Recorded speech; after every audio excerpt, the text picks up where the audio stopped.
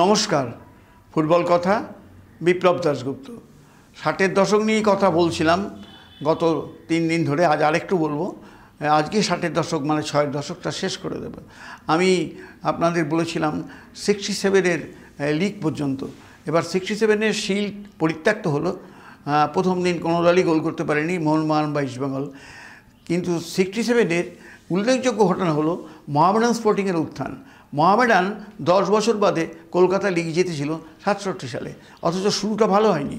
প্রথম ম্যাচে তারা ড্র করেছিল বালিপ্রতিভার সঙ্গে। মোহামেডানের টার্নিং পয়েন্ট ছিল ইস্টবেঙ্গল ম্যাচ। তার আগে ইস্টবেঙ্গল মোহনবাগানকে হারিয়ে ইস্টবেঙ্গল তখন চালকের আসনে, মানে লিগ আবার জিতবে ইস্টবেঙ্গল, এমন একটা পরিস্থিতি ছিল। কিন্তু সেটা ধাক্কা খেলো মোহামেডানের কাছে। 67 সালের লিগে প্রথম পর্বে মোহামেডানের বিপক্ষে ইস্টবেঙ্গল শুরুতে এগিয়ে যায় 1-0 গোলে। এই ম্যাচটাও কিন্তু ইডেন উদ্যানে অনুষ্ঠিত হয়েছিল, শুকনো খটখটে মাঠে।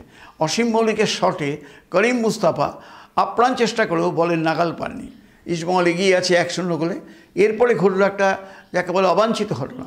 ইস্টবেঙ্গলের লেফট সারমাত খাকে, মানে কী কারণে মেরেছিলেন জানি না, মোহামেডানের রাইট হাফ বিদ্যুৎ মজুমদার মাঠের মধ্যে সজোরে ঘুষি মারার জন্য রেফারি নৃসিংহ চ্যাটার্জি সঙ্গে সঙ্গে ওই মোহামেডানের রাইট হাফ বিদ্যুৎ মজুমদারকে মার্চিং অর্ডার দেন। 10 জন হয়ে গেল মোহামেডান। এবং কি অবিশ্বাস্য, 10 জনে খেলে সেকেন্ড হাফে মোহামেডানকে দেখা গেল অন্য মূর্তিতে। কি ফুটবলটাই না খেললো। পরপর দুটি গোল করলেন পাপ্পানা, এবং দুবারই গোল করলেন ইস্টবেঙ্গল স্টপার সৈয়দ নঈমুদ্দিনকে অতিক্রম করে। এই নঈমুদ্দিন প্রথম বছরই কলকাতায় এসে তিনি বর্ষসেরা ফুটবলের সম্মান পেয়েছিলেন। 66 সালে ছিমছাম ফুটবল খেলতেন, কখনও মানে যাকে বলে রাফ ফুটবল খেলতেন না। পাপ্পানাকে তিনি রুখতে পারলেন না। গতিতেই পাপ্পানা তাকে পিছনে, নইম একটু স্লো ছিলেন, ফেলে দিয়ে একবার নয় দুবার গোল করলেন।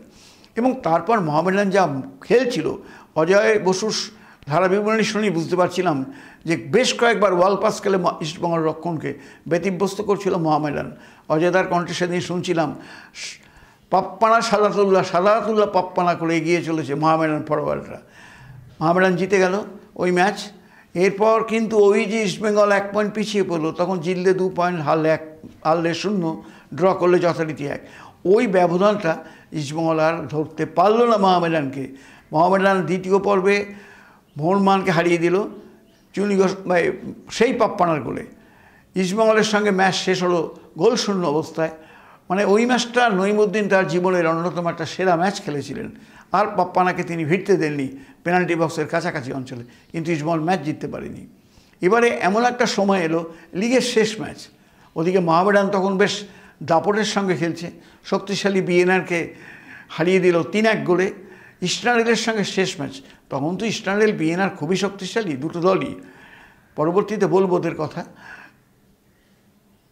এমন শেষ ম্যাচ লিগের ইডেন উদ্যানে খেলছে মোহনবাগান এবং ইস্টবেঙ্গল। তার আগে এই ম্যাচ বৃষ্টির জন্য ভেস্তে গিয়েছিল, সেদিন কোনো দলই গোল করতে পারেনি। এদিকে মোহামেডান মাঠে খেলছে মোহামেডান স্পোর্টিং এবং ইস্টার্ন রেলওয়ে দলের আকর্ষণ ছিলেন পিকে ব্যানার্জি। আর মোহামেডানের কথা তো আগেই বলেছি। ইডেন উদ্যানে খেলায় দ্বিতীয়ার্ধের এই মাঝামাঝি সময় চুনি গোস্বামী ইস্টবেঙ্গল রক্ষণ ভাগের একাধিক ফুটবলারকে অতিক্রম করে বল জড়িয়ে দিয়েছিলেন জালে। পিটার সঙ্গরাজ সেই বলের নাগাল পাননি, অবশ্য গড়ানি শটে গোল করেছিলেন। মোহামেডান ম্যাচ কিন্তু ড্র হয়ে গেল ইস্টার্ন রেলের সঙ্গে। যদি ইস্টবেঙ্গল জিতত তাহলে মোহামেডান এবং ইস্টবেঙ্গলের মধ্যে প্লে অফ ম্যাচ হতো, কিন্তু সে সুযোগ ইস্টবেঙ্গল পেল না। তারা হেরে গেল, 2 পয়েন্ট গেল।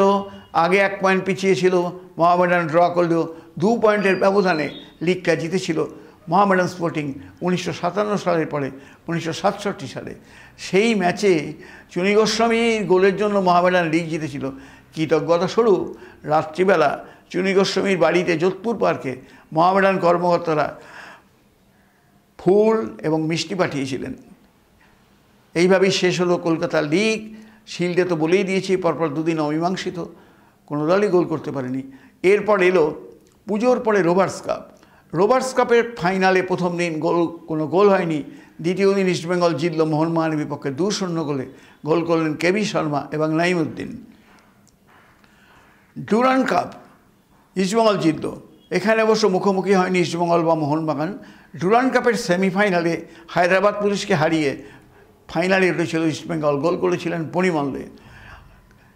ফাইনালে ইস্টবেঙ্গল হারিয়েছিল বিএনআরকে 1-0 গোলে।